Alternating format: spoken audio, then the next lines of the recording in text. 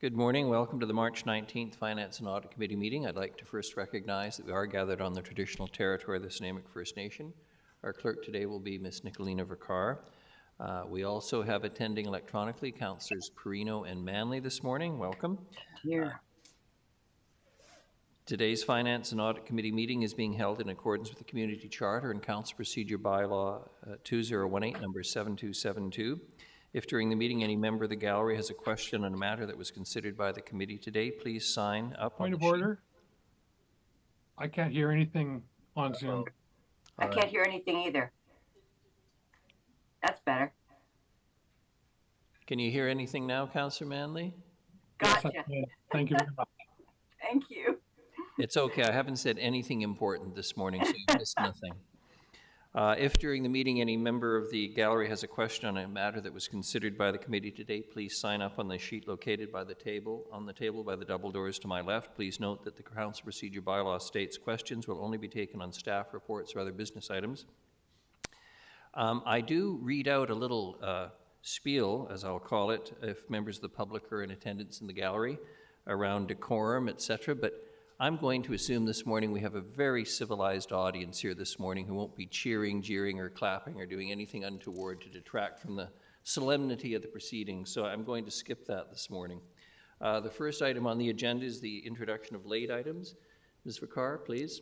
Thank you, Your Worship. We would like to remove Agenda Item 5A 2026 to 2030 Project Plan, to reorder Agenda Item 7D, Loudon Park Improvements, to become Agenda Item 7B, and reorder subsequent agenda items.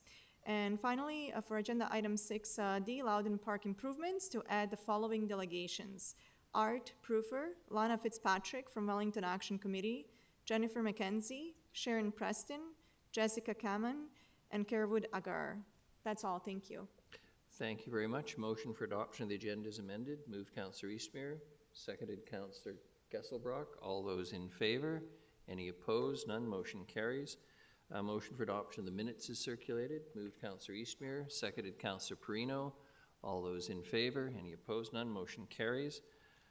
We have no delegations under the delegation section, and in terms of reports, we are on to item 2A, 2024 surplus allocation. Ms. Fuller, good morning and welcome. Good morning, Mayor and Council. The report before you details the 2024 operating surplus and the recommended surplus allocations. For 2024, the operating surplus for the general fund is $7.8 million, which represents 3.7% of the total general operating expenditure budget. Staff are recommending the funds be allocated to three reserves: $1.4 million to the RCMP contract reserve, which is in line with previous direction from Council to allocate any surplus from the contract to this reserve; $1.1 million to the General Financial Stability Reserve. This will bring our projected 2025 closing reserve balance up from the current projected 45 days of operating expenditures to 48 days. And $5.3 million to the Special Initiatives Reserve. This would consist of $890,000 for the 2025 project budget contingency. You'll remember we had a report back in October, and the committee did a recommendation to fund the operating budget project contingency budget from any surplus. $400,000 to provide support services to the unhoused population, as Council only currently has $100,000 remaining from the $500,000 we allocated from the 2023 surplus, and $4 million to support a Council priority project and/or initiatives. For 2024, the operating surplus for the sewer fund is just over $342,000, which represents 6.1% of total operating expenditure budget, and we're recommending that this funding go to the sewer reserve to fund future projects. And for 2024, we do not have a surplus in the water fund. We actually had a deficit of $1.2 million, which was mitigated by reducing the annual transfer from the water operations to the water reserve. And staff are here to answer any questions you might have on the surplus. Thank you very much. Councillor Perino, please. Thank you, Your Worship, and a question through you to Ms. Fuller. With this general fund going, like the RCMP contract, does it change our percentage? I think we were budgeting 92%. Does it bring it up at all? Through the chair to Councilor Perino, correct, for 2025, we were budgeting 92% of the contract. Oops, I lost you. We lost the sound. Can you hear me now? There you are. It's For- in and out. For 2025, we are budgeting for 92% of the contract. This wouldn't make any changes to the operating budget. The money would sit in the reserve. It'd be there for if we have a budget shortfall on the contract, or as you may remember, we did allocate some money from that reserve to help fund some of the expansion work that we're looking at for the police operations building. Great. Thank you so much. Thank you. I'm not seeing any further questions of staff. Councillor Gaspard makes the recommended motion. We have a seconder, Councillor Eastmere. Everybody's had a chance to read the reports. Much appreciated, Ms. Fuller. All those in favor? And any opposed? None. Motion carries. Thank you. We're on to 7B, Loudon Park improvements. Ms. Osborne, good morning.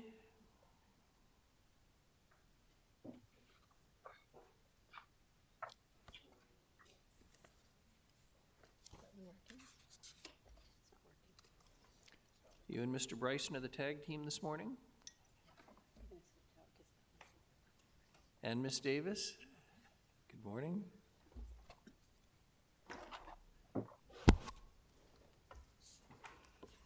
Good morning, Mayor and Council. Sorry, just a few technical issues here. The purpose of the report before you and before the Finance and Audit Committee is to provide Finance and Audit Committee with the options to advance the proposed improvements to Loudon Park. As you're aware, the desire for improvements and new facilities at the Loudon Park has been identified for many years, specifically with the need to improve the parking, replacement of the 1960s washroom with an updated barrier-free public washroom block, a new playground, covered boat storage, accessible fishing pier, improved swimming area, and updated trails and park access. In 2019, Council approved the current design, which is highlighted by an activity center that could accommodate all of the facility improvements into one building. Since then, the detailed design has faced many challenges, primarily related to cost and available budget. As requested by Council, staff has prepared the report before you today, which outlines the financial considerations and funding options to fund the current design, which will meet all of those identified needs which I currently just reviewed. In the report before you, you will also notice that staff have identified an alternate design which is 40% smaller and addresses only the basic needs. Financial considerations are also detailed in the report before you. The recommendation that is before you today is that the Finance and Audit Committee recommend that Council direct staff to increase the budget by $6,169,373, funded by $4 million from the Special Initiative Reserve and $2,169,373 from the Strategic Infrastructure Reserve Fund to proceed with the current design for the Loudon Park improvements. Today, Mr. Bryson, Deputy Director of Civic Facilities, Ms. Charlotte Davis, Deputy Director of Parks and Natural Areas, and myself are here to answer any questions that you might have about this project. Thank you. Thank you very much. Any questions for staff at the present time? We do have 10 delegations, I notice. I'm not seeing any immediate questions. All right, we're on to delegations, and I believe Ms. Rowe is the first, and she's online. I will say to everyone else right now who's here in attendance in person, you'll have 5 minutes. When 4 minutes are up, I will give you a 1-minute warning and would ask you to wrap up by the end of that 5th minute. So, Ms. Rowe, good morning. If you could introduce yourself for the record, and you'll have 5 minutes, as I say. Can you... Good morning, Mayor, council members, and City of Nanaimo staff and delegates. Just want to welcome everyone and thank you very much for having me over Zoom. I'm glad I was able to attend the meeting. My name's Ashley Rowe. I'm the Commodore of the Nanaimo Canoe and Kayak Club, and I've been in that role since 2021. I've had the opportunity myself to paddle at the club as a youth from 1989 until 94, racing competitively, and then also took on the role of head coach for close to 15 years on and off until 2013. So I just want to give you a quick background on the Canoe and Kayak Club. The club started in 1988. It was founded by Allison Payne. She was a wonderful leader in our community, and she helped very much so with promoting leadership and women in sport and things for us. So if I can go to the next slide, please.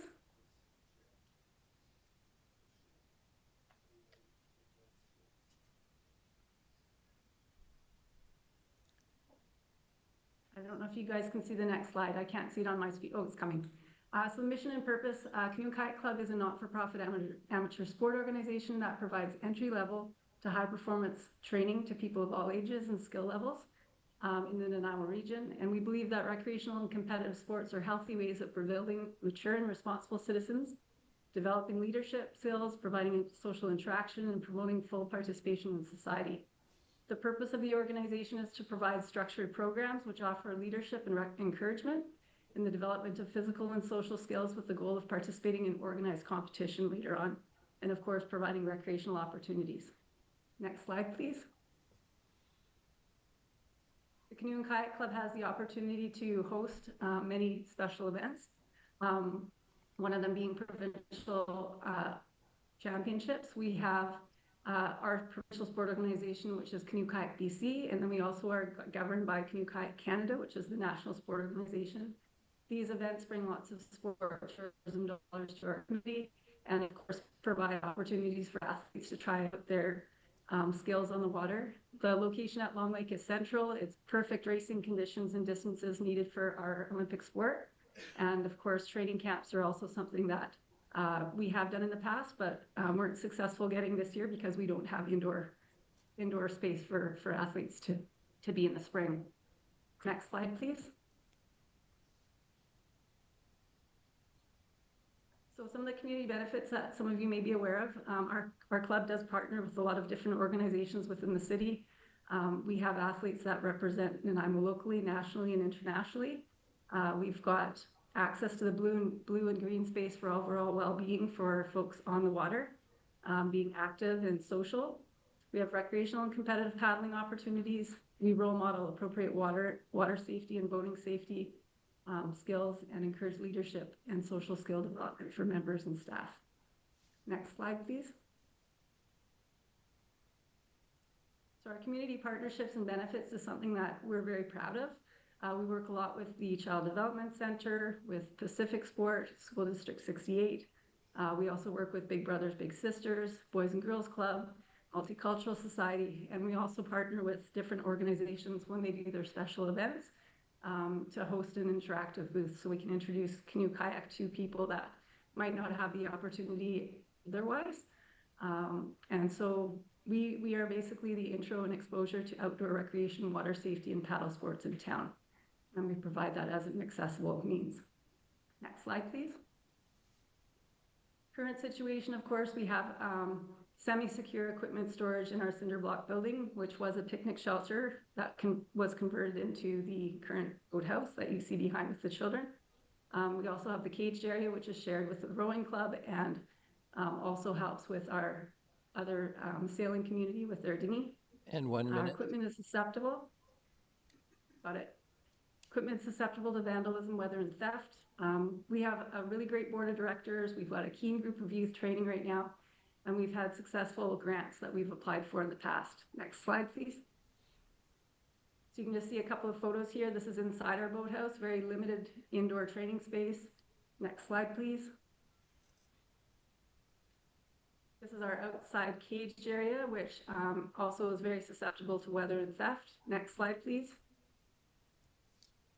Some other photos here. We have had more cages built to accommodate our big canoes after the fire in 2024. So that's the storage for our big canoes. Next slide, please. Some immediate needs, of course, are the safe, covered, and secure equipment storage, our indoor training and meeting space for inclement weather and event posting. Wrap up, please, fairly quickly. The 5 is up. Yeah, and improvements to the park for greater accessibility and inclusive programming. Next slide. We believe that Long Lake has the ability to be a really great water sport destination for both competition and recreation. And we believe that this project would be supporting our green, connected, empowered, healthy, and prosperous Nanaimo. Next slide. Thank you very much, everyone. Much appreciated. Questions for the delegation, council? Ms. Rowe, can you give me some numbers in terms of how many people participate through the club itself on an annual basis? So, yeah. So in terms of our numbers right now for last year, we had over 1,300 participants that came through our registration system. That includes people that have come through with open houses, with those community interactive booths. We run programs through Parks and Recreation, so 177 people came through Parks and Recreation last summer. 154 were summer camp participants with us. Our club membership is around 55, with half being youth and half being adults. Our membership ranges from 2 years old to 80 years old. That's our demographic at this time, in both male, female, and our diverse other entities as well. And tell me, is there any other body of water, literally within the city of Nanaimo limits, that is suitable for what you do with the club? This time, Loudon Park is the ideal location based on the distances that our canoe club and our sport race. The lake is a perfect location. It does allow motorboats, which we need for our safety boat on the water.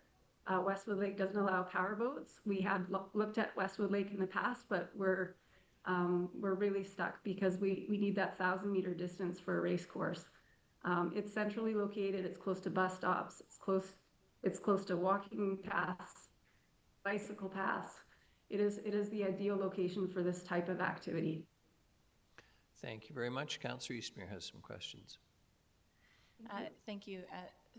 Through the chair, thank you so much for the presentation and for all of the work. I'm getting a weird echo. Thank you.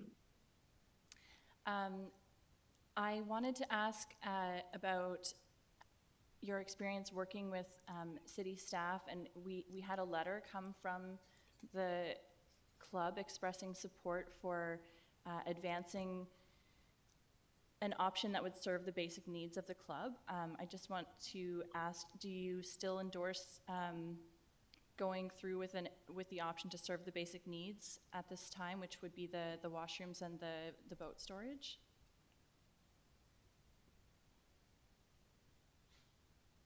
Thank you for your question. I think in terms of the basic needs structure, we ourselves as the Canoe and Kayak Club do still feel that there is a need for indoor training space. So with that new proposed structure with the basic form, with the Canoe and Kayak Club and the Rowing Club, we have discussed that would be something that could be considered based on, the footprint of the area, that maybe it might be something that would be looked at. But in terms of event hosting and having that extra option, it is really advantageous to do that. And I know with our facilities within the city, having extra space also allows for extra programming for adult programs during the day and so forth, and for hosting other events. Parking is a challenge for sure in that area, but we have some partnerships worked out with the local realty office when they're not open on the weekends to have access to their parking lot there. Okay, I appreciate that. Thank you. Thank you. Councillor Manley, please. Thank you, and through you, thank you for the presentation and the delegation. Yeah, we were presented with two different options, and I'm curious. I understand the need for more gathering space. The two different options are actually in different locations of the park, and the option one in our package, it's unfortunate people don't see both options, images of that in the package, but option one is really close to the beach. Option two is a little bit farther away. And I have to say I was kind of disappointed that option two didn't, or there wasn't a third option where, it was one that was very basic, one a Cadillac, and one that was more of a hybrid that was away from the beach but also had some gathering space to it. And I'm wondering how you feel about the option that was away from the beach and how that would work for launching boats and accessibility for loading and unloading with vehicles. I think in terms of the location of that second proposed facility, the location is not something of concern. That's where we have a lot of our big canoes and of course the long rowing sculls and a lot of our canoes and kayaks up there already. So in terms of launching boats and getting people down to the water from there, that's not a concern if we're having proper pathways created from that space. We don't need to be right next to the water for launching and things. We've been doing well with having the docks the way it is and making things move back and forth from that current location in the cages. I know that there's been feasibility studies and things done based on where that option 1 is located, and of course, you know, like could we have option 1 in that second location? Maybe, I don't know, but that would be another cost to try and do all of that work, likely to see if that's an option, right? So at this stage, the location 2 works totally fine for canoe kayak, for rowing, for the sailing, for all of our activities that would be working out of there. But the indoor covered space for training and gathering meeting is really important. Yeah. Okay. All right. Thank you for that. Thank you very much. I'm not seeing any further questions. Appreciate your attendance this morning, Ms. Rowe. The next is Kirsten Mort, and I'm a rowing club. And if you could just introduce yourself for the record, and as I've said earlier, down to the mic, please. Sorry. Yeah, you're center stage. It's not quite your moment of glory, but it's close. And I'll let you know when you have a minute left. You're good to go. Awesome. Thank you. I'm Kirsten. I've rowed with the rowing club for 3 years, and I've rowed since 2011. And I'm a software developer, and presentations really just aren't my thing, so my apologies.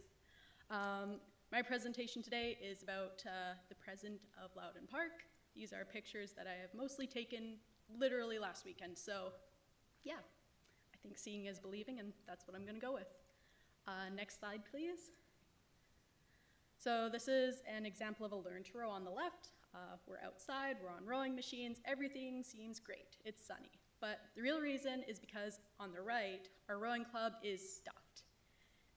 Right now in that picture, we're fixing up a 4-person boat, but just in general, it's a moldy, dusty old place, and it doesn't really foster elite rowing or anything like that. Next slide, please. This is our boathouse with many of the seasons. Our boats sit naked to the elements. There's inadequate boat racks. The ground is muddy. It's not level. It's propped up on shims. And we are over capacity. We are doubling and tripling up our boats, which is unsafe for really everything and everyone. Next slide, please. This is just a snapshot of some of our equipment. We have about $20,000 of boats and equipment stored outside the racks for anyone to take, steal, damage, you name it.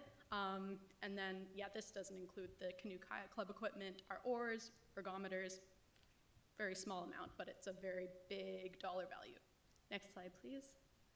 So this is our dock. It does the job, but there is no room for error when you are walking it down, a big rowing shell down to the water. The docks are slippery, they are falling apart, there's pop nails, and we have a lot of trespassers in the form of children running and jumping off of it, which isn't great. Next slide, please. But this isn't just about a new boathouse, this is about upgrading the park in general. Next slide.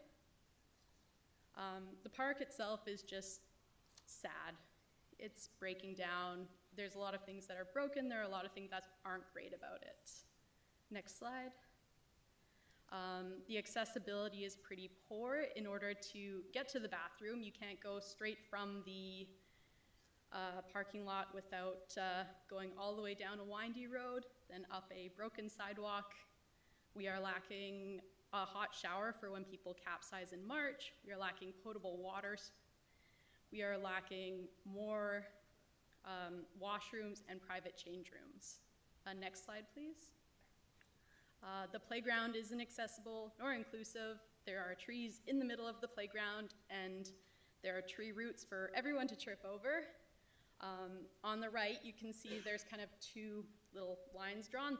That's our path to the rowing down to the docks, so we get to go right next to the baby swing, which is really fun to do in the summer. Next slide. So this is, I kind of stole these pictures off the internet, my apologies. But this is kind of a comparison between Loudon Park and Westwood. Westwood's been getting a lot of love recently, and it looks amazing, and I think that's awesome. And I think Loudon Park also deserves the same amount of love. It has a closer bus stop. Its bike ride is a lot flatter. I don't know about you, but the 1 kilometer steep incline up to get to Westwood is like pretty, it's not like so nice and accessible sometimes. And yeah, Loudon Parks, as Ashley said, is a wonderful central location. You can see it on the highway. It could really be a lovely feature to the town. And not only if it's built, would the rowing club and the canoe and kayak club be proud members of the community there, but it could foster many other clubs, communities, you name it, and just give the whole 1 minute. the whole place just a real sense of pride. And that's all. Last slide, please. That's just a picture of us rowing at Head of the Gorge. We're being pirates. Yeah, thank you so much for your time. Thank you very much. Questions for Ms. Mort? Ms. Mort, is the facility used year-round? Sorry? Is the facility used year-round? Oh, yes, it's used year-round. Yeah, we use the indoor boathouse we've been using since October to this morning to run rowing classes on our rowing machines. We use that for cross-training in order to be strong, fast, and ready to go for the on-water season. The reason I ask is we have a letter from Nault saying, quote, while paddle sports are enjoyed by many park users, there are other park users to consider. On a sunny day in the summer and shoulder seasons, you can see many folks enjoying a swim and picnicking in the shade of the trees at the park. And I guess you can understand the point of my question. The park is used year-round by people involved in water sports, essentially. Oh, I completely agree. When I was fixing boats for about 12 hours this weekend, I saw many people with children on the playground, many people walking their dogs, just hanging out at the 3 picnic benches that were there, just enjoying the water, and I think that is amazing, and I think we do need to share the park with the other park users. Thank you. I'm not seeing any other questions from council members. Appreciate your time here this morning. The next delegation is Nolan Messer.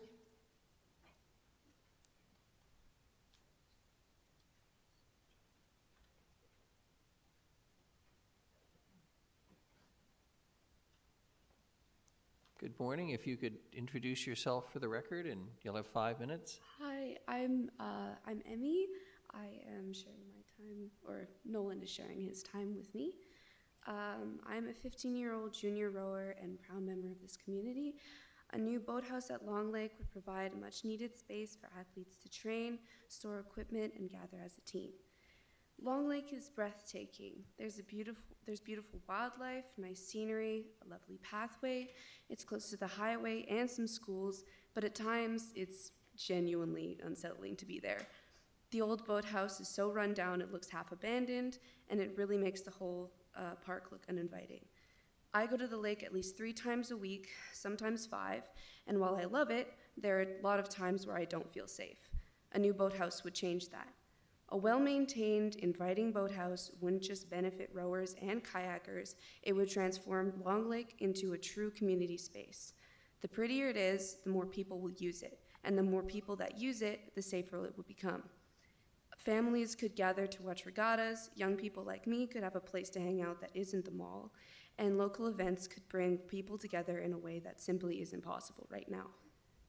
By investing in Long Lake, you're not just supporting athletes, you're creating a welcoming hub where people of all ages can connect and appreciate the natural beauty of this place.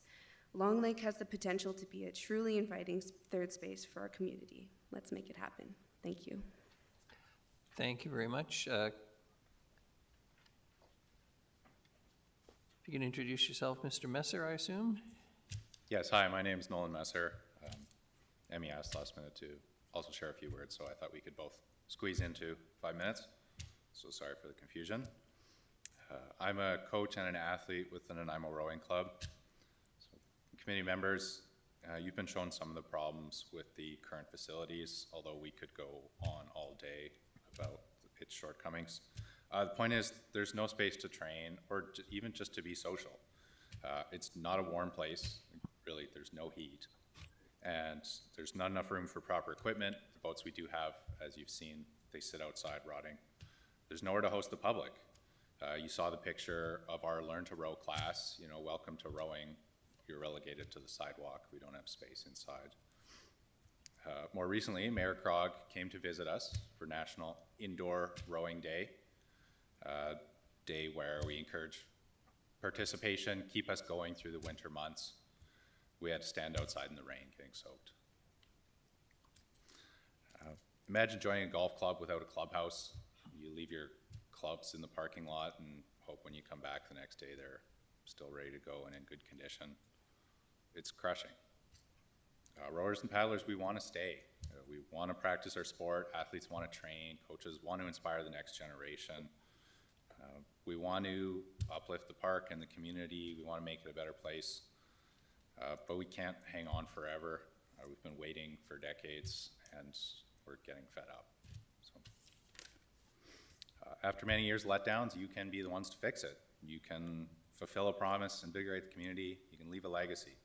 You can give the residents a park, give the athletes a training center, give yourselves a point of pride. Something you can point to, say, I did that, I got that done. Thank you.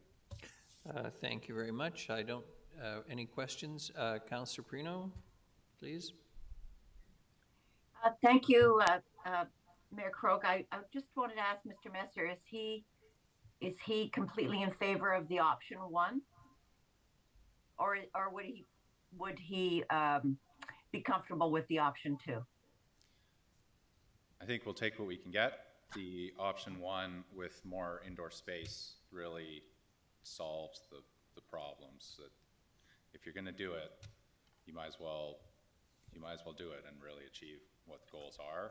And having more space, having an indoor space where there's many different possible activities, whether it's the athletes training, whether it's more members of the public coming just for kind of some activity.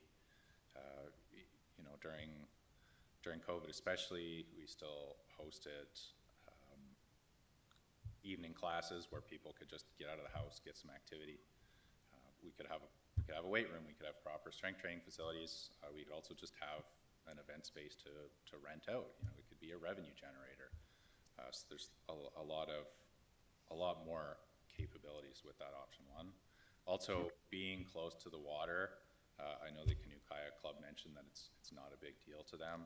It definitely would help the rowing club, mostly because, as you saw, taking our boats currently through the forest and through the playground is really difficult. There's traffic issues in the summer. You know, all those other people want to be there in the summer too, and they don't want to be told to look out or they'll get hit in the head with a long boat. So us trying to navigate the crowds and the trees is not good for anyone. So it'd be a lot easier if there was a big place right on the beach, we could just go straight out. And okay, that's helpful. Thank you very much. Thank you. One question I want to ask is it fair to say that the number of users is increasing annually? It is, and we're definitely trying but struggling to increase it annually. We run a lot of Learn to Row programs, Come and Try programs, but our retention is very low. And a lot of that is because people show up and they see what they're signing up for, and it's not appealing. So we're definitely always trying to grow the club. It's really, you know, any organization is strengthened by membership. So we're gaining momentum and we're working on cleaning up what we have in order to make it more appealing, and people are staying, but it's definitely very much an uphill battle now. The reason I ask is option two is 40% less square footage than option 1. So there'd be a substantial difference between the usable space in option 2 and option 1. Any other questions?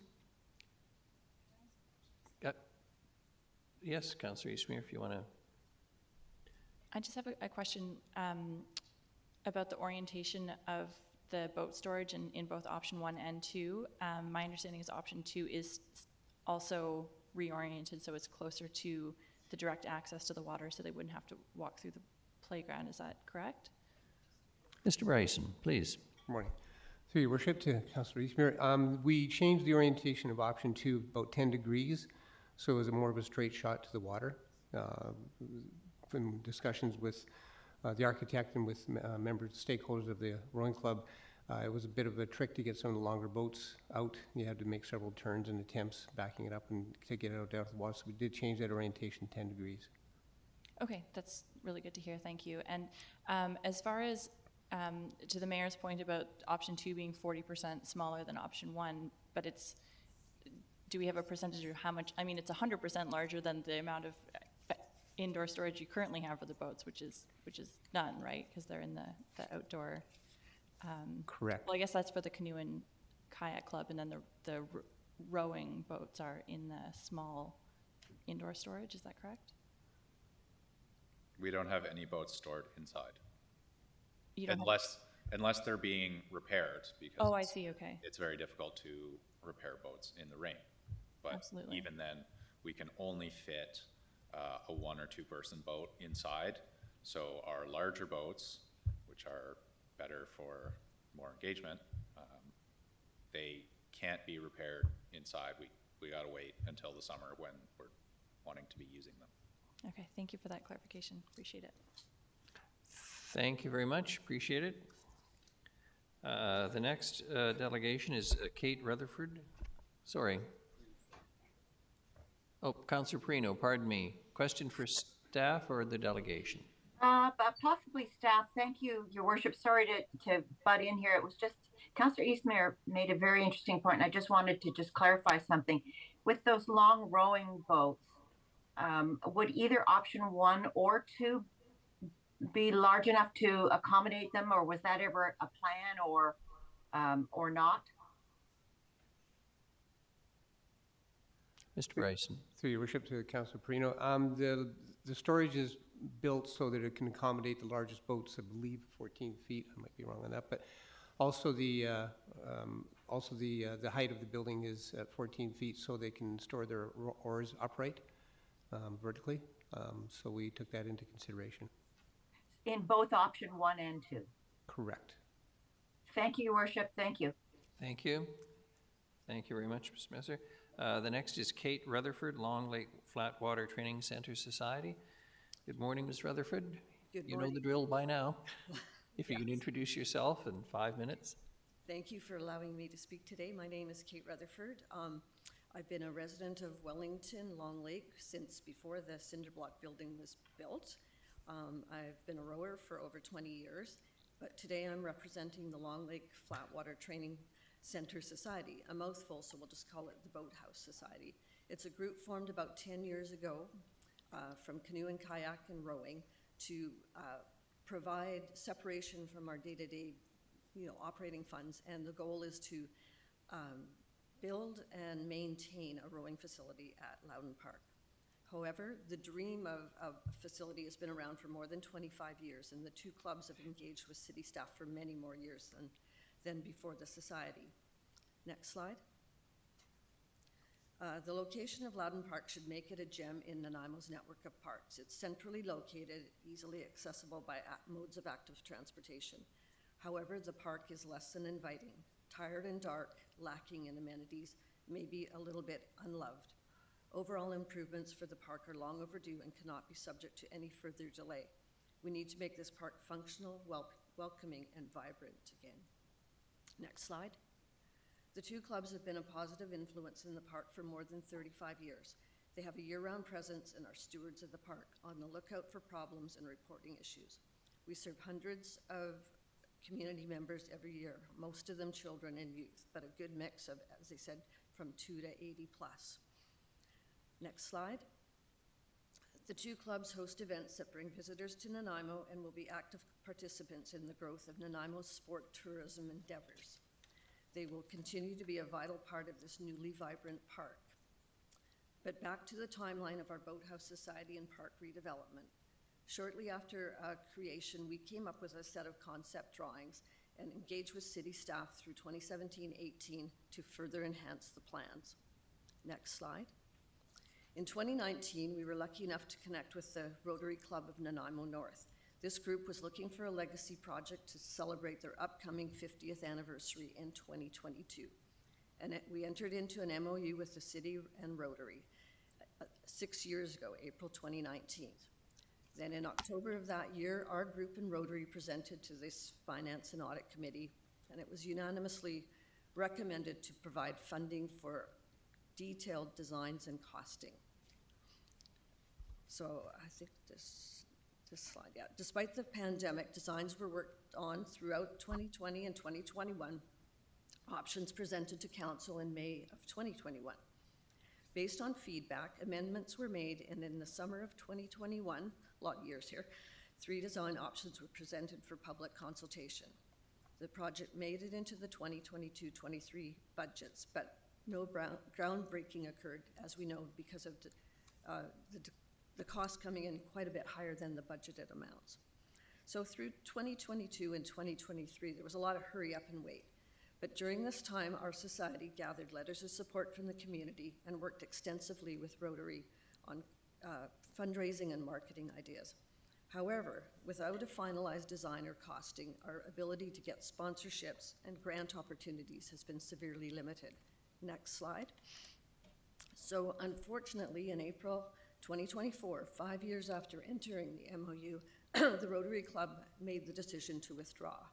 Their 50th anniversary project was 2 years overdue. They do continue to support our clubs and the idea of improvements to Loudon Park, however. Throughout 2024, we continued to work with city staff to discuss options for reducing costs, including design modifications and changes to the siting of the building. Next slide. One minute, please. Okay, this brings us to today, where we are urging you to approve funding for this much-needed park improvement project. There have been many delays, and this project needs to get underway. Signage for the public consultation went up at the lake about 3.5 years ago, and it is still on the tired washroom building. We get a lot of questions about when something might be happening. Yes, we want a facility to safeguard our participants and our equipment, but the redevelopment project is much bigger than this. We want Loudon Park to become the gem that it should be so that the whole community is able to enjoy what it has to offer. And that City Council can take pride in moving a project forward that enhances the city. The status quo is not a solution. Thank you. Thank you very much. Councillor Gesselbrock. Thanks, Mayor, through you. Thanks so much for the presentation and the work moving this vision forward. I'm just curious. It's unfortunate that the length of time to move it forward and just the complications along the way and Rotary stepping out. And in terms of like fundraising, has there been any money raised thus far? Or Yeah, our initial contribution in the MOU, we're at almost 70% of what our goal was, and that's with just some very small amounts of fundraising. There are no sponsors at this point because, as we said, we need to have something credible to show them before they know what they're giving their money for. So we feel that we can get our share and probably more fairly easily. Okay, and just how much was that? Roughly? It's 100,000, so we have 70% of that amount. Okay, great, thank you. Thank you. Councillor Perino, please. Thank you, Your Worship. Again, to Ms. Rutherford, I'm just wondering, I just want to clarify, so you were really promoting with your members and with the people that you've been working with option number 1. Is that correct? No, we worked with city staff, with Mike and Richard and Art, the various changes through time. And we were involved with option 1 and with option 2. And there's ways of making both work. We would, with option 2, as it's been pointed out, there would be that community space lacking. There's ways of maneuvering things. It wouldn't be easy. We've already had some suggestions on option 2, which is kind of a basic warehouse building. Could you add out a little bit of space, some covered areas, some whatever. But as a question before, getting the boats to the water, both options would work. Okay. The city would be lacking, I think, what was the large, I think, rentable space for the community where they could have weddings or meetings, etc. Okay. Yeah, I'm not sure if I answered the Oh, question. no, that's helpful. It's just, as we've looked at both options, one is considerably more expensive than the other, but it's really helpful to know from you what your preference is. So thank you very much. I appreciate that. Not seeing any other questions. Thank you, Ms. Rutherford. The next is Art. Is it Proofer? Am I pronouncing it correctly? Yes. Very good. You could introduce yourself for the record, Mr. Proofer, and you'll have 5 minutes, please. My name is Art Proofer. I live in Qualicum Beach. I'm retired since 2016. I am the Vice Commodore of the West Coast Radio Sailing Club. Can you go back to the first slide, please? Thanks. I'm also the Communications Director for the Canadian Radio Yachting Association, and I'm also the Publicity Officer on the first slide there, please. I'm the Publicity Officer for the IRSA, which is the International Radio Sailing Association.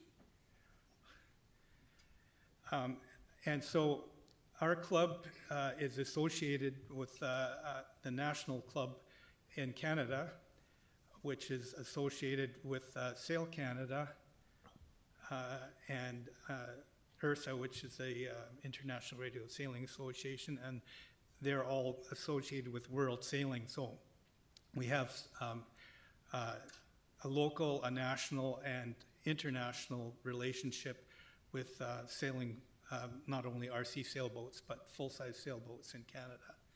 Next slide, please. So what is radio sailing? RC sailing combines the skills and techniques of full-size fleet racing, but at a fraction of the cost. Most boats are easily transported in a combat car, making the sport accessible to all ages from junior to senior, and racing is usually accessible to disabled sailors on an equal footing. The radio sailing uses the racing rules of sailing, which is used by large boats, and again, radio sailing is administered by the IRSA World Sailing Affiliate and has over 30 member countries across 6 continents. Next slide, please. As a member of the Canadian Radio Yachting Association, we are able to host regional and national events for all of Canada, all sailors in Canada. We also have a $2 million insurance policy that covers us while we're sailing our boats. That's covered by the CRYA. Next slide, please. So the West Coast Radio Sailing Club is registered as a nonprofit BC Societies Act club. The purpose of the club is to promote the designing, building, sailing, and racing of RC sailboats in BC, especially Vancouver Island and Gulf Islands.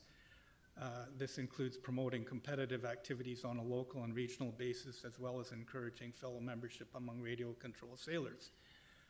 We have 25 members, with board members from Qualicum, Parksville, Nanaimo, and Victoria. Next slide, please.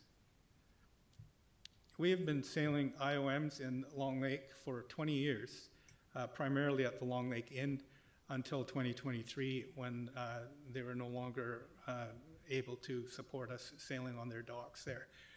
Since then, we've moved to the Loudon Park Fishing Dock, and we sail primarily on Fridays from 10 a.m. to 2 p.m. The size of the fishing dock limits fleet sizes to 10 to 12 boats. That's the maximum number of people we can accommodate on the dock. The weeds in the shallow water in front of the dock are an issue, so one of the things we're hoping for is to have a larger dock that we can sail from a little farther out in the lake. Currently, we're using dinghy storage in the Nanaimo canoe and kayak fence lockup, and once in a while there is contention for the dock with fishers when they want to come out and 1 minute fish with us. Next slide, please. So some opportunities if there was a new facility built. Currently, we have a regional championship regatta with 20 or 30 sailors from around the Pacific Northwest, which is a 2-day event. If we had proper facilities to host events like this, we could certainly host them at Loudon Park.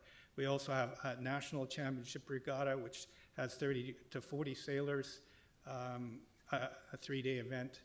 And then there's continental championships with more sailors, which is a 5-day event. And ultimately, there's a world championship with 60 to 80 sailors, a 1-week event. But this would require larger facilities. It would require a public meeting hall, conference facilities with secure overnight storage for our 1-meter sailboats. This is just an example of a national event that we had at Salt Spring Island. And next slide. If you can wrap up quickly, please. Yeah, there's just some slides of us sailing our boats. They're 1 meter long. Next slide. And that's me sailing my boat at the fishing dock at Loudon Park there. Next slide. Okay, and this is our 1960s building that we're at right now. So, and I think that's it, isn't it? Oh yeah, just hopefully this is something that we can get built. We've seen that. Thank you. Okay. I've let you go over time. Let's put it this way. Okay. If anyone feels the need to, I'm reminded of a line that was attributed to Betty Davis, which apparently she didn't actually use in a movie when she described, said, "What a dump." I think we all have the picture of the current facility. Okay. Questions? Councillor Perino, please. Thank you, Your Worship. Just wanted to thank Mr. Proofer for being there. I drive by Loudon almost every day, and on Fridays to see those radio boats, they're so beautiful. So thank you for being there. I appreciate that you're supporting that group. I just wanted to ask through staff while Mr. Proofer is there that in the alternate design there is no money put aside for float. Does that mean, or like float, dock, relocate, and signage? Does that mean that there would not be any float expansion as far as the option number 2? Through your worship to Councillor Perino, there was no provisions for a floating dock in option 2. So what Mr. Proofer is talking about, the need would not be accommodated. Is that correct? Is that fair to say? Correct. That would be in addition to the scope. So it would only be in option 1? Correct. Thank you, Your Worship. Thank you, staff. Mr. Proofer, thank you for coming down from Qualicum this morning. Much appreciated. The next delegation is Lana Fitzpatrick, Wellington Action Committee. Ms. Fitzpatrick, welcome. You know the drill. If you can introduce yourself in 5 minutes, please.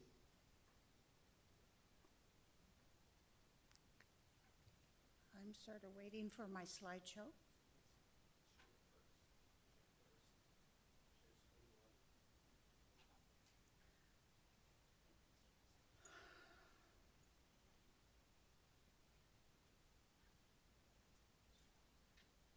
A question for staff from Councillor Eastmere before we start?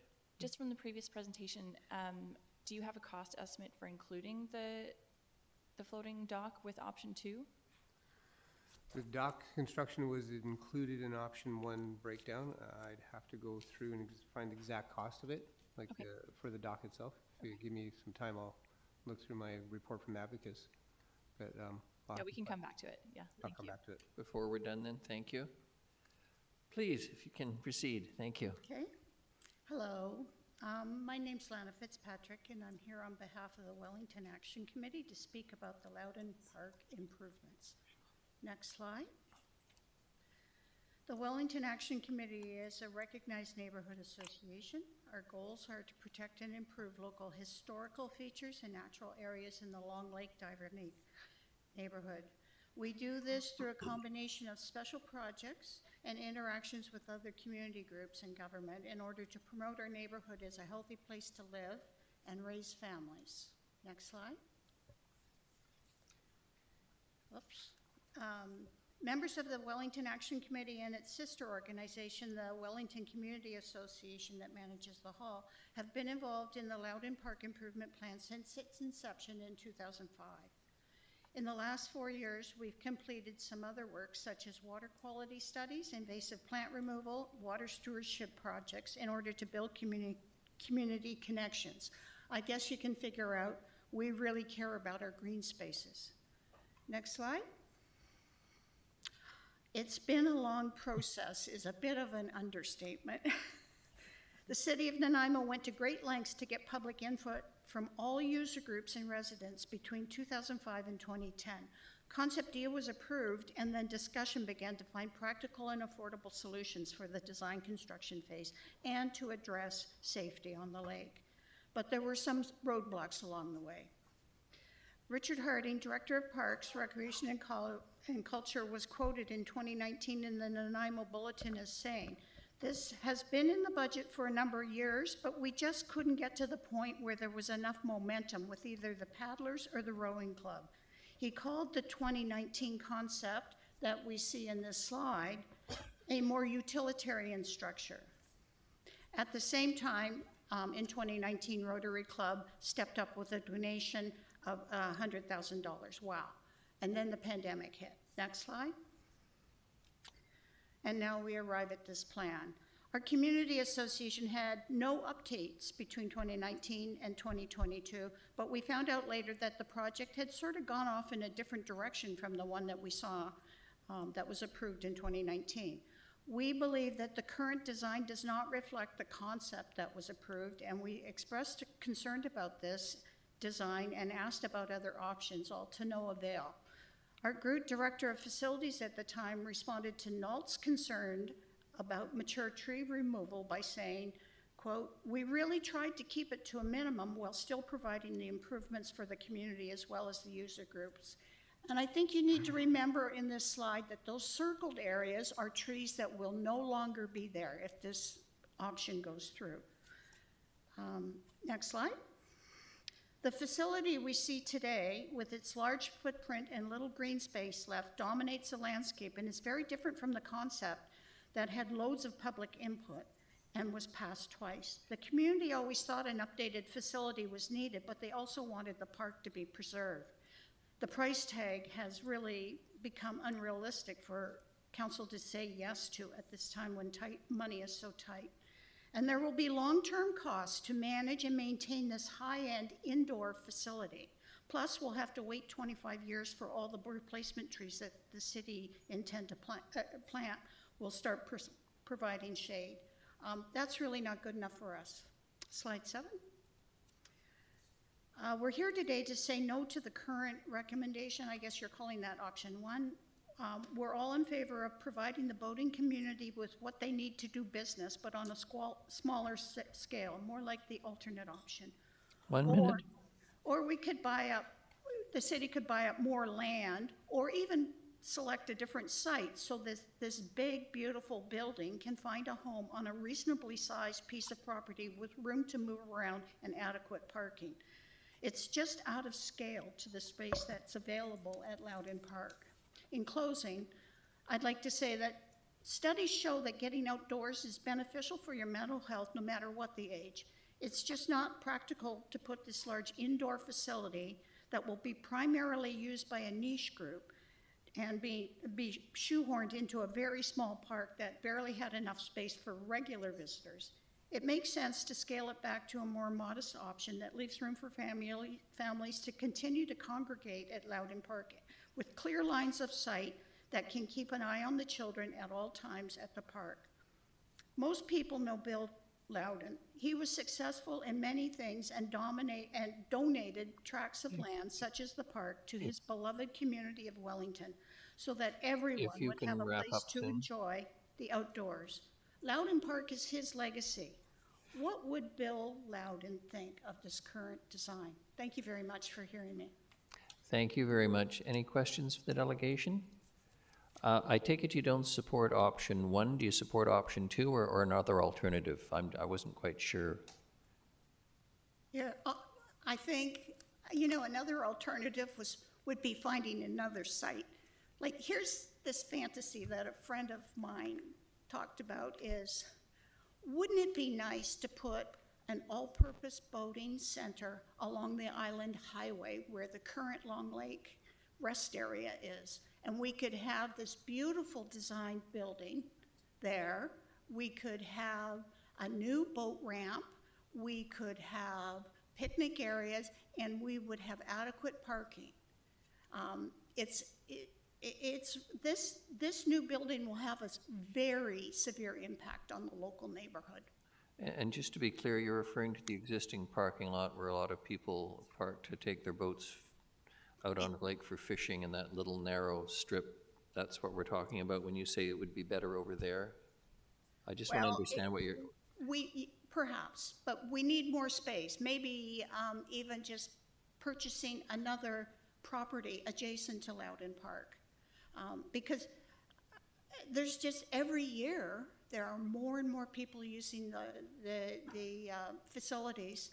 And I was pretty well at the Long Lake Rest Area every week on the weekend for the past 2 years, watering plants that we put in. That parking lot is full on a busy day with paddle boarders and canoe and kayakers coming in that are not part of the clubs. They are just users of the lake. And so if the club is thinking that they could have alternate parking over there, I think they're going to be surprised because we have more and more users every year. And by the way, our neighborhood has got a lot more apartment buildings in the last 5 years, too. Thank you. Councillor Manley has a question, please. Thank you, and thank you for the presentation. I was, interested in this other location because it replaces the existing buildings, which makes a lot of sense because you're not taking down trees, you're not so close to the beach in the central part. That concept was it, it included washrooms, obviously, it included boat storage. Was there community space with that at all as well, or was it just a very basic, bare bones kind of similar to option 2 that we're looking at? Oh, this is a fantasy. This is only what we could dream of in a perfect world. There is no option for having a facility somewhere else other than the option that's currently on the table and the alternate option that we just found out about on Friday. So the designs that you showed in your presentation, though, where it was replacing the existing, where it was situated where the existing washrooms and boathouse are, was that done by the city or was that done by your group? No, everything I showed you is from the city. So it had the drawings for what was passed in 2019, and then there's the current footprint for the current design beside it. Oh, there we go. Yeah, so that concept D on the left-hand side there, that's the concept that was approved by council in 2010 and again in 2019. And maybe staff can answer for me. I'm just curious about what was involved in that concept drawing because I haven't seen it. And was it's boat storage, it's bathrooms, was there community space, was there hot showers? What all was included in that concept drawing? And your questions for staff, Councillor Manning. May we let Ms. Fitzpatrick sit down, or are there questions for her? I think actually Councillor Perino has a question for her. So. All right, Councillor Perino, question for the delegation before we get the answer to Councillor Manley's question. Thank you, Your Worship. Ms. Fitzpatrick, your comments are very interesting, and I'm just wondering, were you ever part of any kind of discussion as an option? I mean, you talked about it as a fantasy, but that little parking lot where the boats are being used now to get into the water, have you looked at that as an option or ever discussed that with staff? Taking it from the fantasy to reality, have you ever brought it forward from that? Well, no. In fact, we'd moved on. We thought there would be no more discussion and that the current design was going through. Okay. Okay, thank you so much. Thank you, Your Worship. Thank you. Ms. Osborne, you have it. Ms. Fitzpatrick, thank you very much.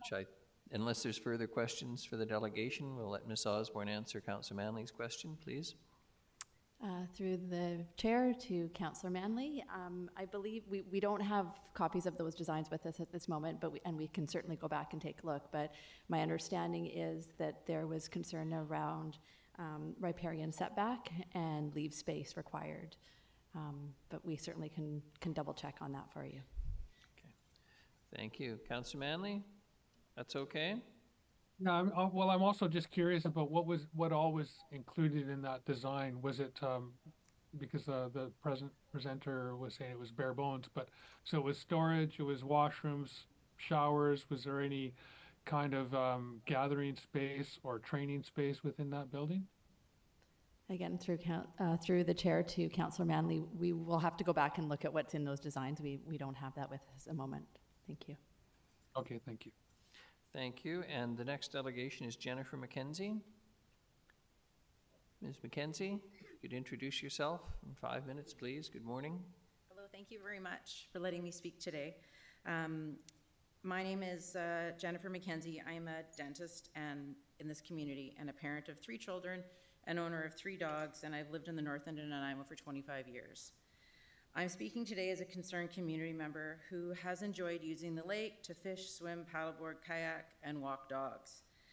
When my children were small, my family and many other families used to go to the park more frequently, but it has fallen into such disrepair in the last 20 years that we rarely choose to go to that lake anymore, even though it is much more accessible to our homes than Westwood, which is now the primary lake that we go to.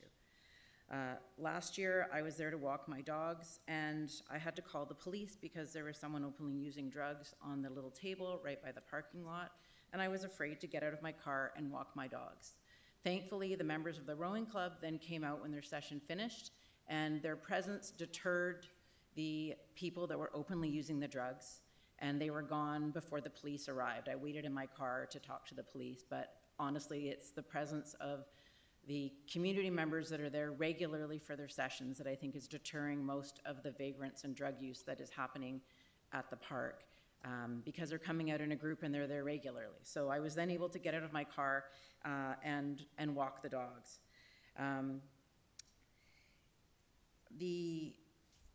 My 14 and 17-year-old daughters don't feel safe going to the lake by themselves to swim, even though it's close to ourselves and they can get there on their own. Again, as I said, they want to go to Westwood, they feel safer. I can leave them with friends at Westwood and let them hang out at the lake, and they feel perfectly fine. But my daughters are afraid to be left even with a friend at the lake during the day, and especially to use the bathrooms. The bathrooms are quite scary. It is a shame the facility has been so neglected that it deters youth and adults such as myself to use the facilities, especially again when it's so much more accessible for many community members because of its location. I love green spaces and trees, but I have no objection to the removal of a few trees for park improvements, which allow more sunshine on the beach and facilitate a rejuvenation of the park and open sight lines to make the space feel safer. Thank you very much for your time. Thank you very much. Any questions to the delegation?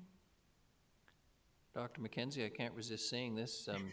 Having met you professionally, Yes. I wouldn't have recognized you without a mask. I know, I have cap, to be so like this, right? thank you for coming this morning, Dr. McKenzie. Thank you very much. The next is Sharon Preston.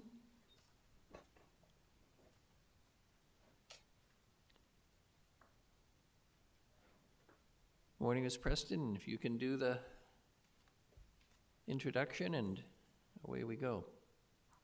Hi, my name is Sharon Preston. Thank you for letting me speak. I've lived in the Wellington community for 28 years. I've used Loudon Park and Long Lake for many recreational activities, kayaking, swimming, and taking my dog for walks and swims. I've been active in stewardship activities to enhance the natural environment of our city parks and lakes, particularly in our neighborhood. I'm also a member of the Wellington Action Committee, and we've been very active in the stewardship of our two neighborhood parks, Diver Lake and Loudon Park, and the two lakes, Diver and Long Lake. We completed a 3-year water sampling from April to September for 3 years, studying for a 3-year study on both these lakes with the NALT and the BC Ministry of Environment, and conducted other water studies on these lakes. We've also organized at least 6 community invasive plant removal and native planting events to help promote a more balanced urban ecosystem. While I agree that a new boathouse facility is needed, Option 1's proposed building footprint practically encompasses the entire area of the park, as a large portion of the building is designated for boat storage. The removal of 29 trees in Option 1's plan would drastically alter the landscape and canopy shade. As we all know, urban trees help remove air pollution and store carbon dioxide. Trees help with cooling in hot summer temps. They filter and clean water before it enters the watersheds and provide habitat for birds, squirrels, and pollinators. I don't agree with cutting down 29 healthy trees, mostly for boat storage, in Option 1. This park is extremely popular with families who frequent the park in the late and afternoon when the hot summer sun is most intense at the swimming beach. These mature fir trees offer cooling relief from the heat on those sweltering days. The swimming area on Long Lake is so popular, some days it's hard to find a spot to put your towel down due to the crowds. Bill Loudon donated this land to the city of Nanaimo for the community to enjoy. Other recreational activities at Loudon Park have also been curtailed or may be impacted. Loudon Park has seen the loss of the tennis court, now the outdoor boat storage area. Option 1 proposed initially moving the fishing dock from its current location in a deep area of the lake to a shallower section closer to the highway, not conducive to trout fish habitat. The loss of more green space for a large activity center diminishes the park even more. With Option 1, I can't help but wonder if this park is slowly being transitioned primarily for recreational boating and squeezing out all the other recreational park users. This wonderful urban lake offers family a beautiful spot to swim and is very accessible by transit and bicycle via the ENN Trail.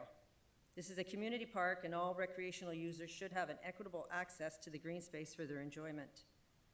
I support the Option 2 design that utilizes 40% less area of the park and the unfortunate loss of 15, not 29 mature fir trees. This option offers a more balanced use of the green space for all the different recreational users of the Loudon Park. Thank you for your time. Thank you very much. Any questions for the delegation? I'm not seeing any, thank you. The next is Jessica Kamen.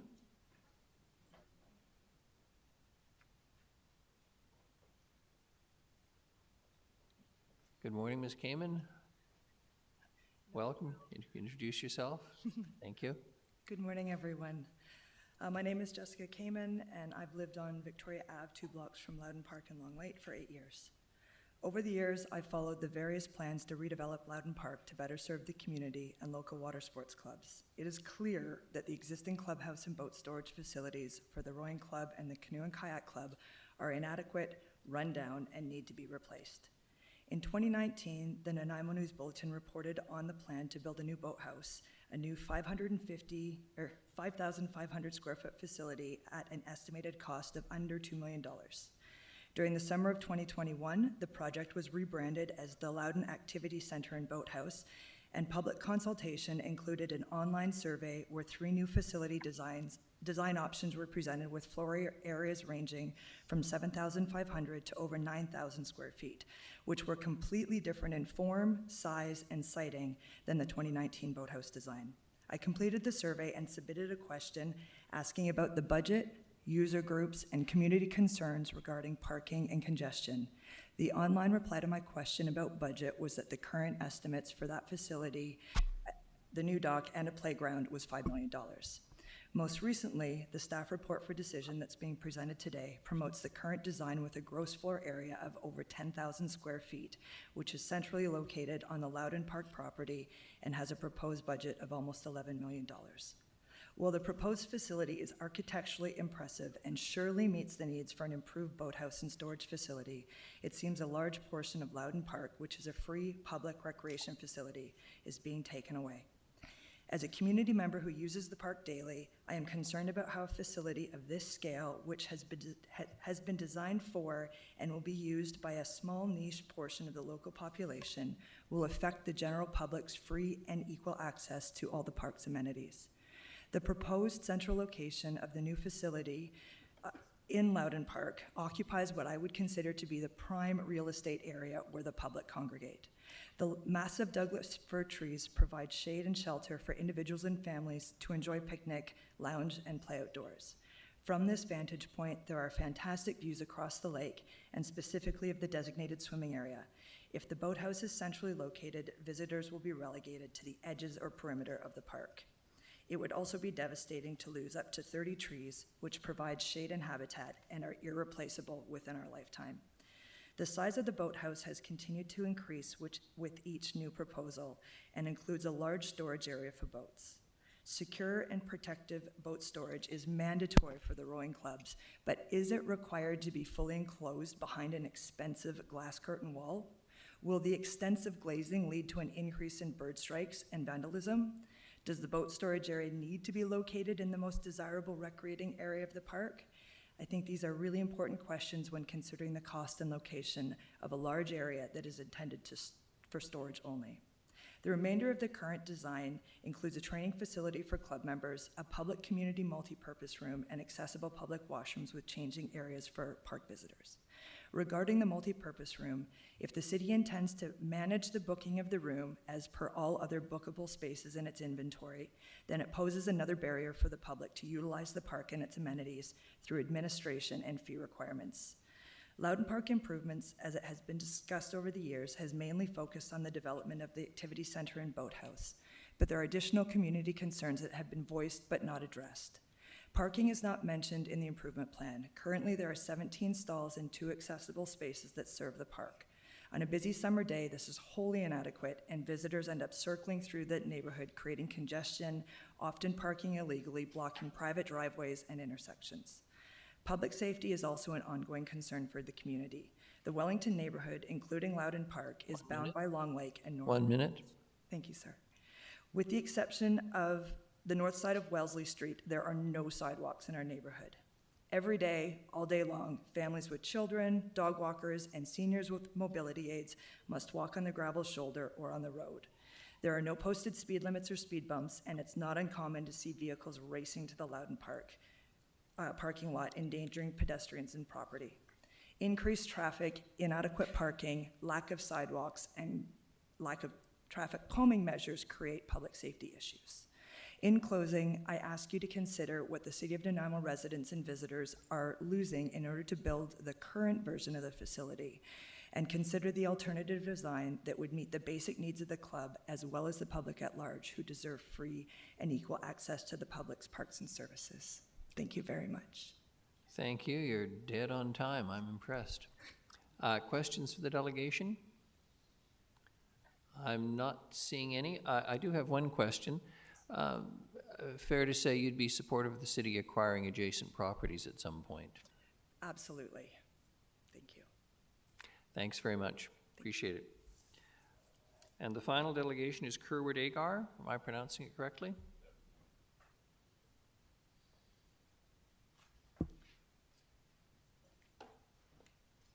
Mr. Agar, introduce yourself and away we'll go. Thank you.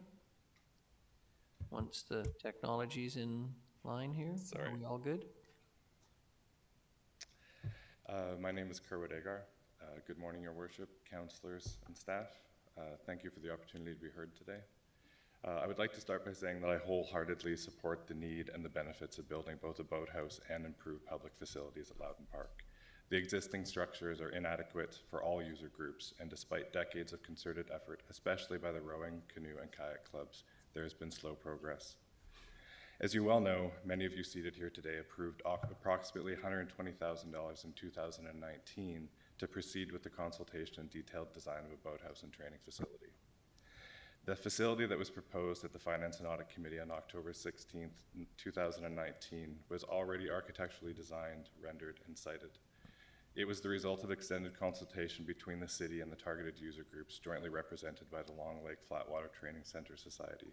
And it had a total area of 5,500 square feet and a proposed final budget of $2 million. Points of interest in this initial proposal had two distinct benefits.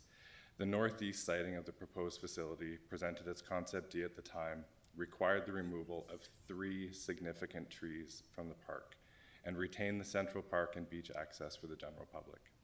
The actual area of the park that the proposed training facility at that time would have occupied decreased from its current 6,500 square foot footprint of today. This is the current indoor and fenced outdoor park space dedicated to the rowing and kayak clubs today.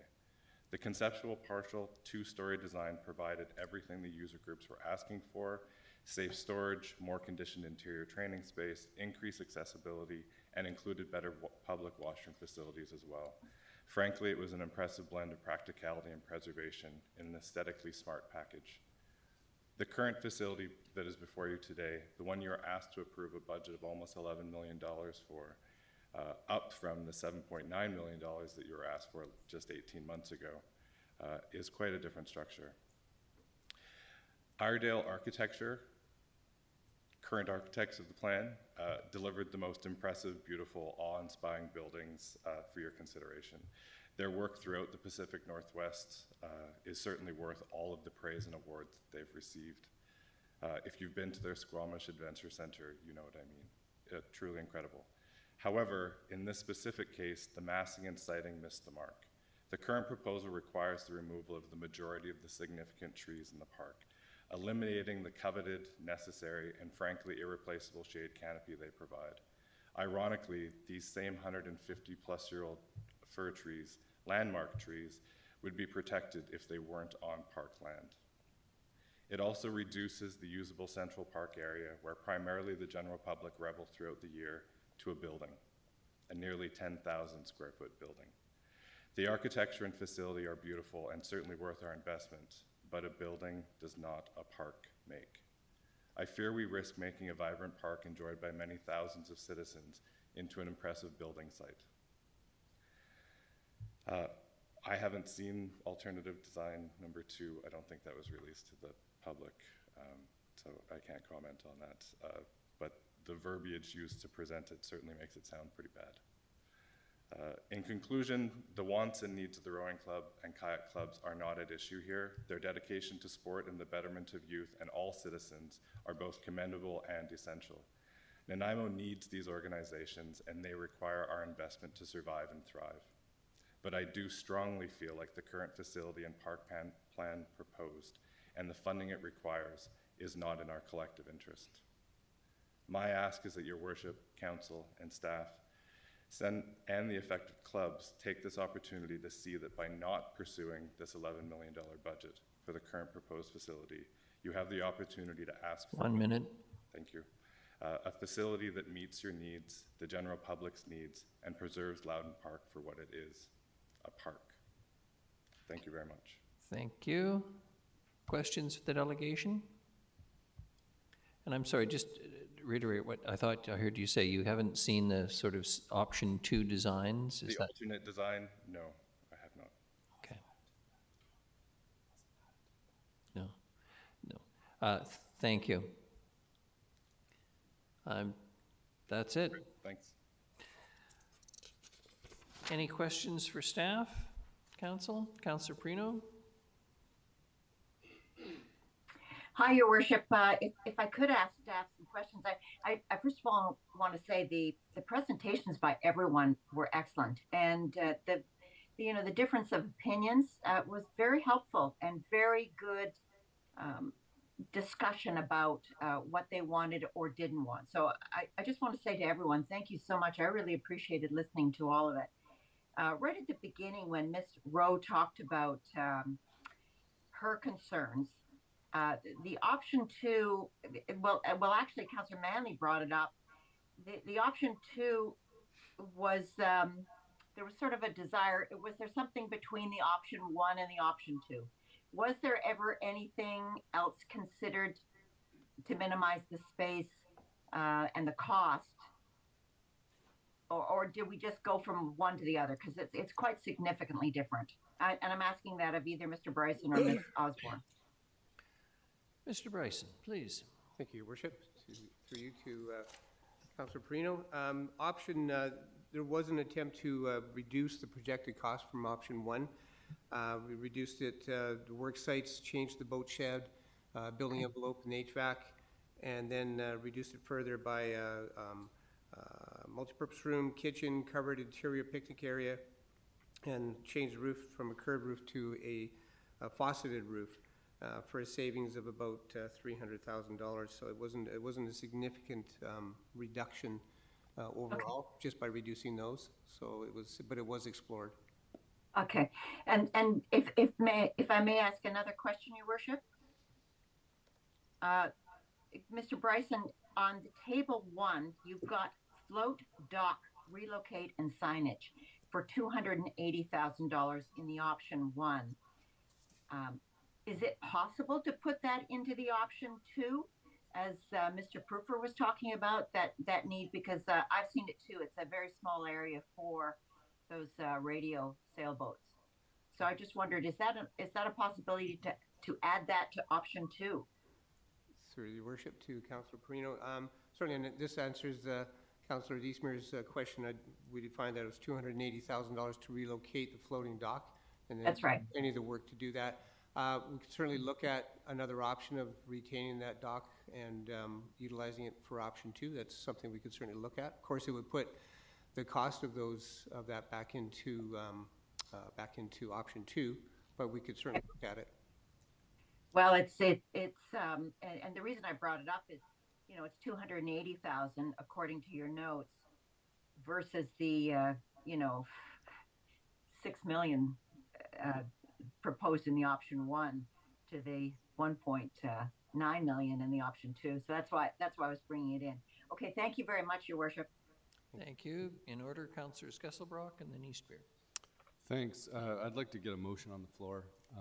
I'd like to move that the Finance and Audit Committee recommend that Council direct staff to increase the budget by $1,876,373 funded from the Special Initiatives Reserve, and further explore alternate designs for the Loudon Park improvements. As seconder, Councillor Eastmeer. Do you wish to speak to it, Councillor? Thank you. I don't think there's any doubt that there's a need from the paddling community for improved facilities. When the first plan came back, not the first plan, but the expanded boathouse, I almost fell off my seat when I actually saw that 29 trees from the park was going to be removed. And I've been visiting that park since I was 4 years old, so I went back after I heard this to just see if I was being a catastrophizing sentimentalist, and I went to the park and counted how many trees there are total, and there's about 60 trees total in the park. So 29 trees is about half of the trees in a park. The other thing that struck me is actually how small Loudon Park is. It's not a big park. And the trees that were considered to be removed, a large part of them were those central big iconic fir trees that in the summer you go there, and I was running around there last summer with my kid when it's 30 degrees out, and everybody is milling around in those trees and back and forth from the beach. I think removing a large part of usable space in already a small park to put a building would be a travesty, and I think there's relative consensus on that. What my hope is, and what became very clear, is that there needs to be more park space in that area. There's increasing user of that area, and it's extremely small footprint. I look at the poor rowing and kayak clubs that have been shoehorned into this tiny space. Like, there's spilling out behind the old bathrooms there, and then I remember playing tennis on the tennis courts as a kid, and that's where the boats have been put on top. And there's clearly a need for more space. And if Long Lake is the spot, we do really need to look at expanding the park. And there are viable options for that. And I know already there's immediate needs for the paddling community.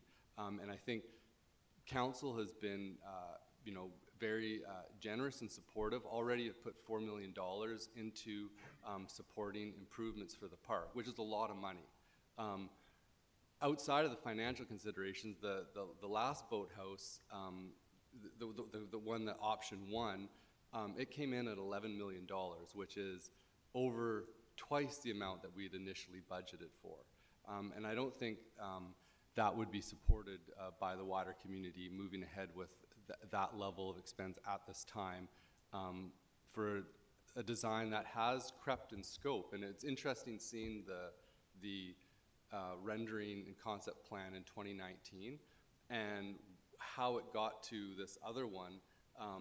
And I do remember, like as council we were discussing, and we'd add on, and there was, we could go with this larger plan. And I think for myself, I don't think we really considered sort of like the footprint of the area and what it would actually look like at the end of those add-ons. And so I do think that we need to go back to the drawing boards. I think if there's ways of addressing the immediate concerns of the paddling community, potentially with,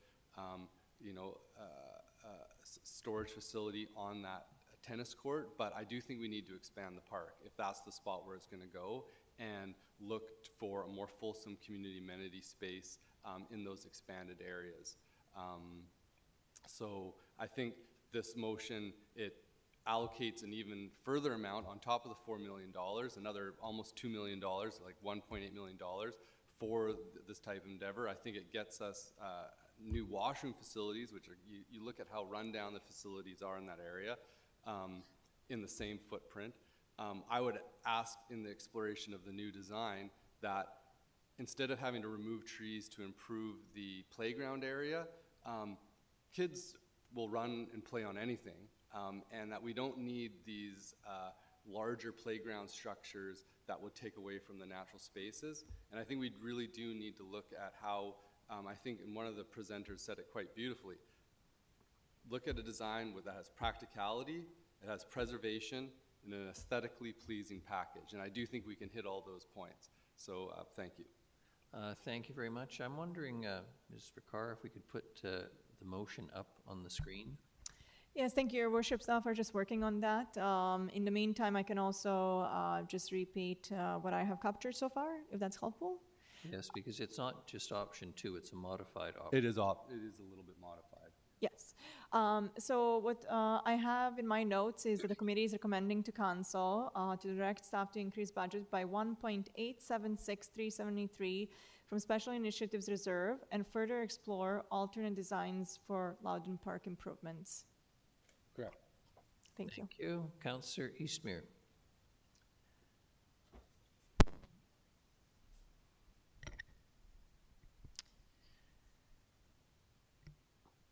So my first question is about the float dock and the user groups that use that float dock, because we heard from the remote control boat folks today, but I believe that there's other users who would benefit from an improved float dock. Am I correct in that?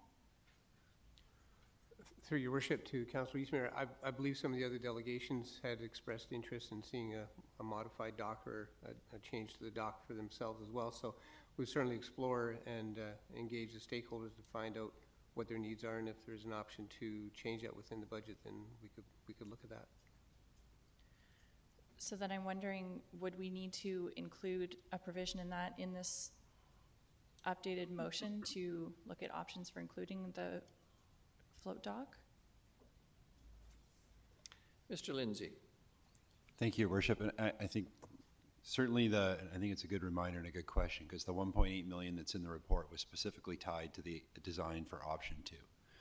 If the motion as it stands is approved and goes to council, and thank you, we have it up on the screen now, this is more general, and I read it as go and explore other options. So exploring those other options could include adding or removing components, I guess, which may include the dock. We could also go away and look at improving or adding to or modifying the dock just as a separate capital initiative if that's something, but we could certainly bring that back to council.